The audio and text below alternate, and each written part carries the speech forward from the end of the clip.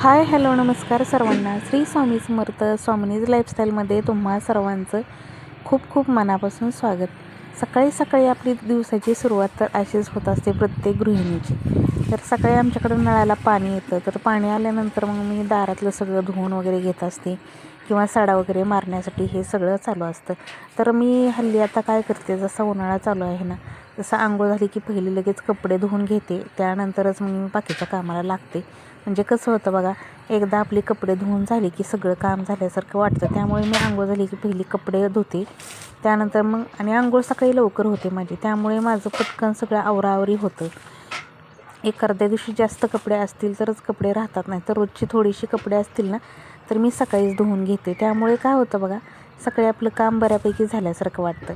आता सकाळी सकाळी त्यानंतर 6:30 वाजलेले आहेत, म्हटलं मस्त असं सडा वगैरे मारून घ्यावं आणि पायऱ्या वगैरे पुसून घेते. पोर्च नुसता पुसून घेत असते, खाली मात्र बादलीवर पाणीने सडा मारते. आता इथं एक मी चाफ्याचं झाड लावलेलं आहे ना, तर ते चाफ्याचं झाड छान असं फुटले आता. आणि आज आहे ना, माझं काम आहोनी केलं होतं, तर ते झाडाला आज पाणी देत होते. तसं देतात अधूनमधून, पण नळाला पाणी आलं होतं. मग मी माझी बाकीची कामं करत होते, तोपर्यंत मी झाडांना पाणी द्यायला घेतलं. आणि बघू शकता आता आपण झाडाचे आहेत ना सगळे बुडाला जी काय गवत काडी कचरा काय जे होतं ना ते सगळं काढलेलं आहे. आणि इकडे बघू शकता आपल्या पेरूच्या झाडाला मस्त अशी फुलं लागलेत. म्हणजे आता आपले त्याचं तिथं 2 पेरू येणार, 2 फुलं आहेत ना त्या ठिकाणी आता पेरू येतील. म्हणजे फुलापासूनच पेरू तयार होतो. आणि ह्याचं तर अंजीरचं तर एक तुम्हाला सांगते, खरंच किती विशेष आहे बघा. झाडाला एक पानसुद्धा राहिलेलं नाही अंजीरच्या, पण अंजीर मात्र मस्त आलेला आहे. तर असं असतं बघा काय काय झाडांचं. पान आता उन्हाळ्याने खरंच खूप म्हणजे खूप झाडांना किती पाणी दिलं, सकाळी पाणी देऊन संध्याकाळी जरी पाणी दिलं तर झाडाच्या बुडाची माती कोरडी पडते. आणि आता फुलांवरती सुद्धा परिणाम झाला. एवढी फुलं लागायची जास्वंदीला, प्रत्येक झाडांना एवढं पाणी देऊन सुद्धा एका झाडाला सुद्धा फुल व्यवस्थित लागत नाही. म्हणजे लागतात फुलं, पण फुलाची साईजसुद्धा बारीक झाली. तर हे नाही उन्हाचा परिणाम झाला. एवढं प्रचंड ऊन आहे आणि एवढी उष्णता आहे ना, खरंच झाडांना 2 टाईम पाणी द्यावं लागतं. आणि पाणी देऊनसुद्धा फुलांची परिपक्वता होत नाही आहे. म्हणजे पूर्ण जसं आपण मोठं फूल बनतं ना तसं फूल बनत नाही. आता इथं बघू शकताय तुम्ही फुलं लागलेत, पण ते कशा अवस्थेत आहेत. आणि पाणी तर इतकं देतात नेहमी, ह्यांनी पाणी बघू शकताय किती झाडांना पाणी देतात, पण तरीसुद्धा हा परिणाम उष्णतेचा आहे. जरी आपण पाणी दिलं तरी वरसुद्धा झाडं असं कोमेजून चाललेत. आणि हे बघू शकता, गेल्या वर्षी मी एक जांभळं, म्हणजे मला जांभळं खूप आवडतात खायला. मला नेहमी असं वाटायचं की जांभळाचं आपल्या बागेमध्ये एकतरी झाड असावं. पण आमच्या इथं कुठं नर्सरी नसल्यामुळे मला नर्सरीमधून तर झाड काही मिळालं नाही. पण गेल्या वर्षी मात्र मी काय केलं होतं, ज्यावेळेस राही जांभळं येते, मला नेहमी ह्यांनी काय करतात, जांभळं आणतात जांभळाच्या दिवसामध्ये विकतची.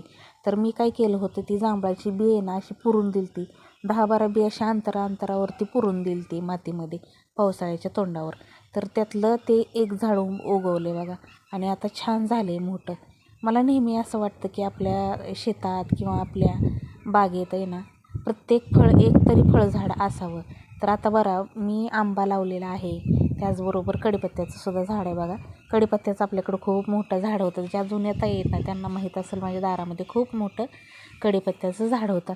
पण आता नाईलाज झाला, ते गेटमुळे कडीपत्त्याचं झाड मला तोडावं लागलं. आणि हे कडीपत्त्याचं झाड काही मी लावलेलं नाही बरं का ताईंनो. आपल्या कडीपत्त्याचे जे बी पडलेले होते ना, तर त्याची अशी छोटी छोटी रोपं उगवली होती ना, तर त्यातलंच एक रोप जे आहे तिथं उगवलं होतं. तर तिथली सगळी घाण काढली मी आणि त्या रोपाला आता मी रोज पाणी देते, तर ते रोप तेवढं झाले. असं काही मी कुठं आणून वगैरे लावलेलं नाही आहे. रोप भरपूर पडतात. कडीपत्त्याच्या झाडाखाली अशी छोटी छोटी रोपं आहेत ना ती पडत असतात. तर त्यानंतर मी इकडे चहा वगैरे ठेवून घेतला. सकाळी सकाळी चहा प्यायची सवय, एवढा उन्हाळा आहे, हे रोज ओरडतात. आमचे हे कसलंसुद्धा चहा घेत नाहीत, त्यांचा खूप कंट्रोल आहे ह्या गोष्टीवरती. तर मला रोज ओरडतात, चहा घेत जाऊ नको, चहा घेत जाऊ नको, उन्हाळा इतकी गरमी आहे तरी तू चहा घेते, दूध घेत जा त्याच्याऐवजी. पण मला चहाची सवय आहे ना, त्यामुळे मला काही दुसरं काही नको वाटतं.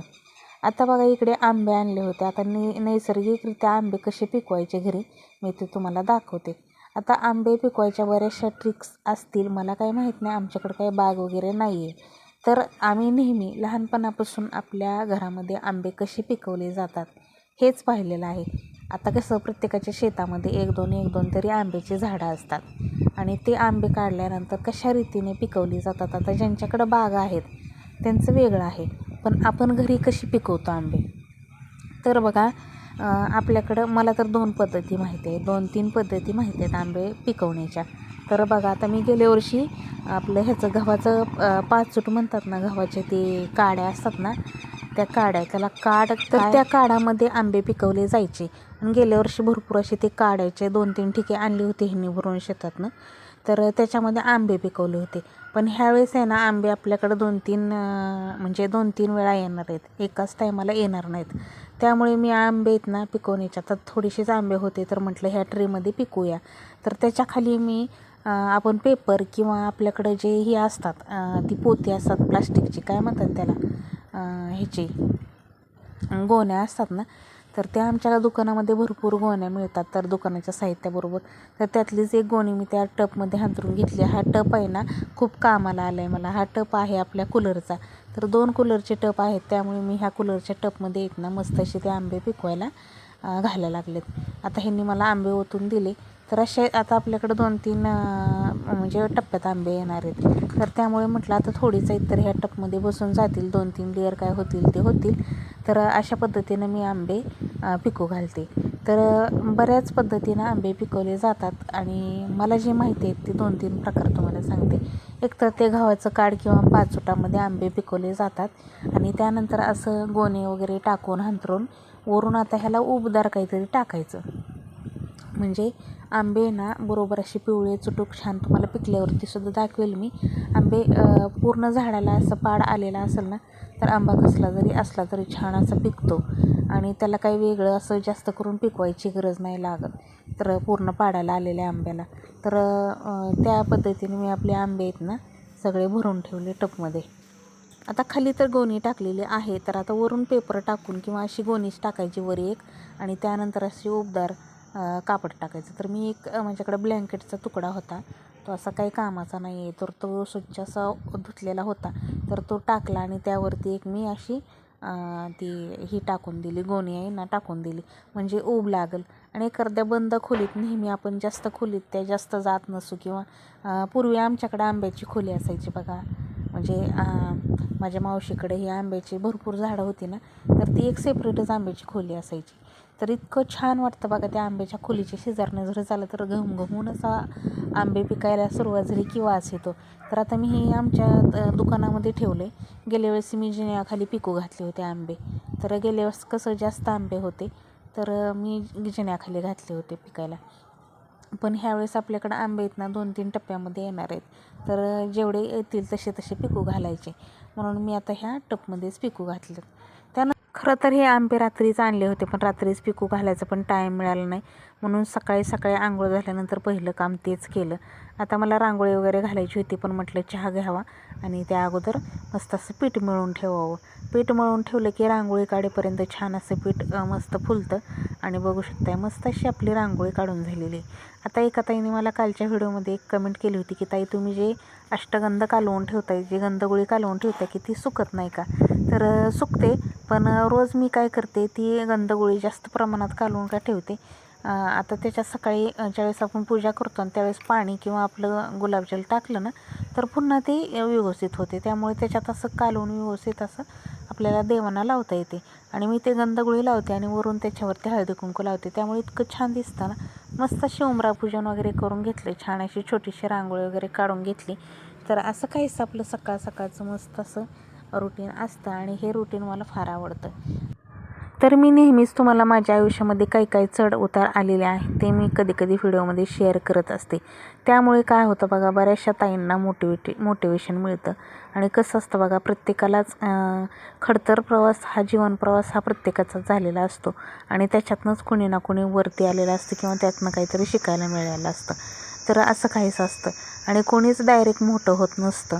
संघर्षातूनच काय म्हणतात ते सगळं, प्रत्येकजण जे आहे ते संघर्षातूनच वरती आलेलं असतं किंवा परिस्थिती बेकारच असते, हालाकीचीच असते, त्यातनंच काही लोक वर आलेली असतात. तर असं असतं, काही जणांनी आईवडिलाच्या तिकडं संघर्ष केलेला असतो, काही जणांनी सासरला आल्यानंतर केलेला असतो आणि काही जणांच्या लाईफमध्ये कायमस्वरूपीचा असतो, पण त्यानंतर सुखाचे दिवस येत असतात. काही दिवस असा असतो, तो काळ आपली परीक्षा घेणारा असतो आणि त्या काळाला आपण तोंड दिलं व्यवस्थित आणि कष्ट करायचं सोडायचं नाही. किती जरी श्रीमंती आली, किती जरी काय आलं, तर उतायचं नाही, मातायचं नाही. आपण जे आपलं काम करत राहतोय ते काम करत राहायचं आणि देवाला एकच मागणं घालायचं की देवा काय नको, माझ्या कष्टाला भरपूर असं यश दे. त्यामुळे आपण कष्ट प्रामाणिक केलं ना तर आपल्याला भरपूर असं यश मिळतं. तर नेहमी कष्ट करायची तयारी ठेवली ना तर आपल्याला ह्या सगळ्या गोष्टी आहेत ना आपोआपच आपल्या जीवनामध्ये मिळतात. मी नेहमी सांगत असते की आपल्याला आहे ना कोणतीही गोष्ट म्हणजे कष्टाशिवाय पर्याय नाही, पण त्याचबरोबर कष्टाला आहे ना आपल्या अध्यात्माची जोड ही खूप महत्त्वाची असते. त्यामुळे कष्ट करत राहायचं आणि देवाची साथ तर असणारच. प्रामाणिकपणे कष्ट करत राहिलं ना तर आपल्याला यश मिळत असतं आणि त्याचबरोबर आपले कष्ट प्रामाणिक असलं की परमेश्वराला सुद्धा कळतं. त्यामुळे परमेश्वर आहे ना आपल्याला यश देत असतो. त्यामुळे आपण कष्ट करायचं, पैसा येत राहतो घरामध्ये आणि त्याचबरोबर देवाची भक्ती करायची. मी काय म्हणते की नशिबात नसलेल्या गोष्टीसुद्धा आपल्याला देवाच्या भक्तीने मिळतात. ह्याचं चालतं बोलतं उदाहरण मी माझ्या आयुष्यातलं सांगते. आयुष्यामध्ये ना खूप खडतर प्रवास होता माझा. इतका खडतर प्रवास होता, जीवन प्रवास काही सोपं नव्हतं मला. पण आता प्रत्येक गोष्ट ही सुखाची झालेली आहे. त्याचं कारण सांगते. पहिल्यापासून आहे ना देवावरती अतूट विश्वास होता. ज्यावेळेस लग्न झालं होतं त्यावेळेस स्वतःचं एकसुद्धा घर राहिलं नव्हतं. भाड्याच्या घरात राहायचो आम्ही. त्यानंतर एवढी घरं घेतली. आपण स्वतःच्या पायावरती हळूहळू कसं उभा राहतो बघा. मला कसं वाटायचं ज्यावेळेस मी रेंटने राहत होते त्या एरियामध्ये, ज्यावेळेस मी पुण्याला रेंटने राहत होते ना तर त्यावेळेस ज्यांची स्थायिक घरं होती, ज्यांची स्थायिक प्रॉपर्टी होती, त्यांचं घर किचन पाहिलं की असं वाटायचं अरे आपली पण लाईफ अशी कधी होणार, आपल्याला पण असं असलं पाहिजे. असं म्हणजे मनामध्ये त्यांच्याकडे बघितलं की आपल्याला पण वाटायचं. म्हणतात ना की माणसाची इच्छाशक्ती जर असेल ना आणि कष्ट करण्याची ताकद असेल ना तर कुठलीच गोष्ट अशक्य नाही बरं का. आणि हे असं सगळं वाटायचं आणि हळूहळू आहे ना आपण स्वप्न पाहत राहायचं. स्वप्न पाहिलेलं आहे ना कधीच वायाला जात नाही. स्वप्न पाहिलेलं आहे ना साकार होतात आपली. स्वप्न पाहायची हिंमत ठेवली ना तर ती पूर्ण करायची हिंमत पण ठेवायची. तर अशी मी बघायचं म्हणजे असं मला वाटायचं कोणाच्या घरी हळदी कुंकवाला गेलं की त्यांचं किचन बघितलं की मला असं वाटायचं अरे आपलं पण असं किचन असावं. तर मी पुण्यातलं जसं माझं घर केलं होतं ना फर्निचर वगैरे सगळं मी माझ्या मनाप्रमाणे करून घेतलं होतं. कारण माझं ते स्वप्नातलं घर होतं. मला असं वाटायचं की माझं असं फर्निचर असावं, माझं असं घर असावं, असं खूप काही. कधी कधी असं कोणी स्कूटीवरनं चाललं ना तरी मला नेहमी असं वाटायचं अरे आपल्याकडे एवढ्या गाड्या आहेत पण एक स्कूटी नाही, आपल्याकडं पण एखादी स्कूटी असावी. असं म्हणजे नेहमी असं वाटत राहायचं. आणि अशा हळूहळू आपल्या इच्छा आहेत ना आपण पूर्ण करतो आणि ती पूर्ण करायची ताकद आपण ठेवायची. त्यामुळे नेहमी आहे ना स्वप्न पाहायची बरं का. आणि स्वप्न पाहिली ना तर खरंच ती पूर्णसुद्धा होतात. स्वप्न पाहिलीच नाही तर आपल्याला कसं कळायचं आपल्याला हे पाहिजे ते पाहिजे. म्हणून ही स्वप्न पहा आणि खरंच ती पूर्णसुद्धा करा. तर इकडे सकाळी माझा डबा वगैरे करायचं काम चालू आहे आता. बऱ्याच वेळा काय होतं म्हणजे देवपूजा आज पाठीमागं ठेवली कारण आज स्वयंपाक लवकर करून घ्यायचा होता. ह्यांना कधी कधी लवकर जातात ना तर त्या दिवशी माझं नियोजन असं असतं. आता पटकन त्यांचा डबा वगैरे. आणि आता हल्ली गरम एवढं होतं आहे ना, केस धुतलेले होते मी आणि मला मेहंदी पण लावायची, पण मेहंदी लावणं काही होणार नाही. आता म्हटलं आधी सकाळी सकाळी हे सगळं काम बिम आवरून घ्यावं. बऱ्याच वेळा मी काय करते माहिती आहे का, मेहंदी लवकरच लावते जेणेकरून काय होतं आपलं घरातलं काम करेपर्यंत आहे ना मेहंदी सुकून जाते असं होतं. आणि कामाच्या ह्याच्यात कळत पण नाही मेहंदी आपली कधी सुकली ती. आणि जर आपण रिकाम्या वेळेत मेहंदी लावली ना तर असं ताटकळत बसावं लागतं. तर असं एक माझं नेहमी असतं. तर आता डबा वगैरे करून घेतला, देवपूजा राहिली पाठीमागं तर ती देवपूजा पण करून घ्यायची. पण त्या अगोदर मला आता किचन आवरायचं आहे कारण मी किचन ओटा आवरलं ना मग मला देवाचे नारळ वगैरे असतात ना ते धुवायचे असतात, ओले करायचे असतात. देवाचं सगळं जे आहे ना ते सगळं म्हणजे इथं सामान आणते ना मी वरती किचन ओट्यावरती देव वगैरे स्वच्छ साफ करण्यासाठी. तर हे सगळं किचन क्लीन असायला पाहिजे. तर सकाळी स्वयंपाक झाला, डबा भरला की पहिलं माझं किचन सगळं टापटीप असं असतं. सगळं धुवून जिथल्या तिथं सगळी टापटीप आणि स्वच्छता असते. आणि कधीही गॅस धुवून घेतला ना तर मी अशी कापड फिरवायची सवय आहे मला किचन ओट्यावरती आणि गॅसवरती, जेणेकरून ही फायनल टच असतो आपला. आणि काय होतं बघा, बऱ्याच वेळा असं होतं, थोडंसं पाणी राहिलेलं असतं, काय असतं, तर असं काहीसं थोडंसं कापड मारून स्वच्छ केलं ना तर आणखीनच भारी वाटतं. आणि किचन स्वच्छ एकदम टापटीप असा चकाचक झाला आहे. आता मातीचं मडकं होतं ना, त्याच्यामध्ये ताक करायचं होतं मला, म्हणजे ताक भरून ठेवायचं होतं, तर ते सुद्धा छान असं स्वच्छ घासून ठेवलं आणि त्याच्यामध्ये ताक ठेवलं ना, खूप थंड होतं आणि मग प्यायला पण पौष्टिक लागतं, म्हणजे चव लागते. मातीच्या भांड्यामध्ये कुठलंही काही करा, खूप चविष्ट लागतं. आता पूजा वगैरे करून घेतली, त्या अगोदर म्हटलं सगळे तांबे आहेत ना घासून घ्यावे. तांबे सगळे स्वच्छ असे पितांबरीनं 1-2 दिवसाला घासत असते, रोज फक्त पाणी बदलते.